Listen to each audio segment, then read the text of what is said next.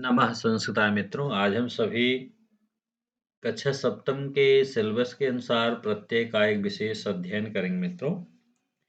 और आपसे निवेदन है मित्रों कि यदि आपने अभी तक मेरे चैनल को सब्सक्राइब नहीं किया तो सब्सक्राइब कर लें और वीडियो को शेयर कर दें ज़्यादा से ज़्यादा लोगों में, जिससे कि संस्कृत भाषा का प्रचार प्रसार हो सके और आपको जो है दीपकम, चाहे वह कक्षा 6 के लिए हो, चाहे कक्षा सप्तम के लिए, चाहे चाहे कक्षा अष्टम के लिए हो, तो आप जो है मेरे चैनल के प्लेलिस्ट में जाएँगे, तो कक्षा सा जैसे कक्षा षष्ठम के लिए अलग प्लेलिस्ट है, उसमें सारे पाठों का वीडियो जो है मैंने पहले से अपलोड कर रखा है मित्रों। तो आपको जैसे क्लास 6 का दीपकम मान लीजिए चैप्टर 10 देखना है, तो आप क्लास 6 के लिए आप क्लास मेरे चैनल पर क्लास 6 प्लेलिस्ट में जा करके क्लास 6 के लिए संस्कृत देखेंगे, तो उसमें सारे पाठों का जो है वीडियो मिल जाएगा और मैंने 10 चैप्टर तक उसके क्वेश्चन आंसर भी अपलोड कर दिए, वहाँ से आप उसको भी देख सकते हैं।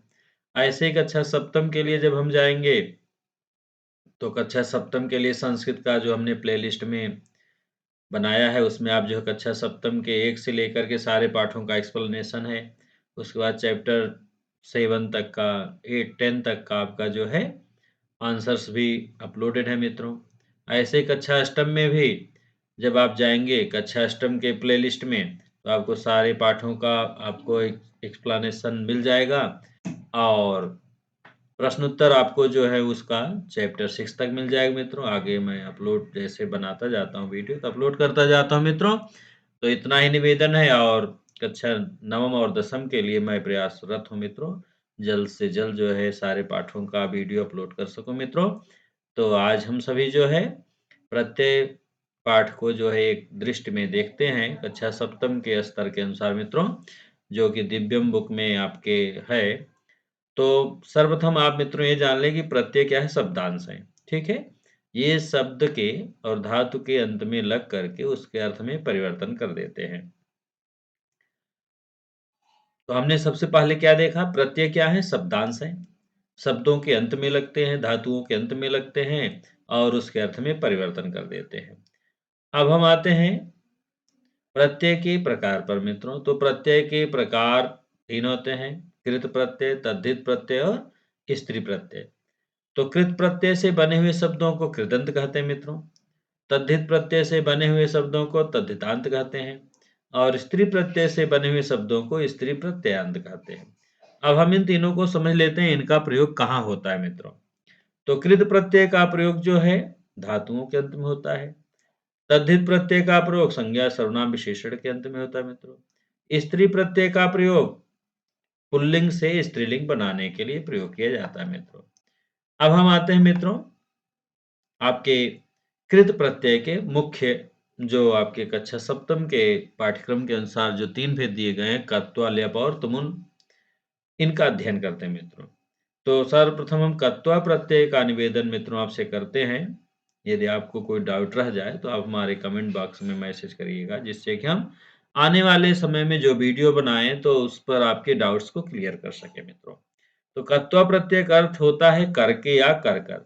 इसकी का लोप हो जाता है, अर्थात लोप का मतलब अदृश्य हो जाता है, दिखाई नहीं देता है। तथा त्वा शेष रह जाता है, जैसे गम प्लस कत्वा गत्वा, भू प्लस कत्वा भूत्वा, पठ प्लस कत्वा पठित्वा। इस तरह से मित्रों जो है हम कत्वा प्रत्यय का प्रयोग करते हैं मित्रों। जैसे स भोजनम खादित्वा गच्छत, वह भोजन खाकर जाता है। बालकः पितरौ नत्वा विद्यालयम गच्छत, बालक माता पिता को नमस्कार करके विद्यालय जाता है। एषा कन्या चलित्वा विद्यालयम गच्छत, यह कन्या चलकर विद्यालय जाती है। रमा लिखित्वा पाठम स्मरत, रमा लिखकर पाठ याद करती है। एषा बालका भ्रांत्वा पठति, यह बालक घूम करके पढ़ता है। बालकः गुरुम नत्वा कक्षाम प्रविशत, बालक गुरु को नमस्कार करके कक्षा में प्रवेश करता है मित्रों। इसके अन्य उदाहरण भी है मित्रों, जैसे वस प्लस कत्वा उषित्वा रहकर, क्री प्लस कत्वा कृत्वा करके, खाद प्लस कत्वा खादित्वा खाकर, पठ प्लस कत्वा पठित्वा पढ़कर, लिख प्लस कत्वा लिखित्वा लिखकर। इसके बाद हम आगे चलते हैं मित्रों इसके दूसरे भाग पर।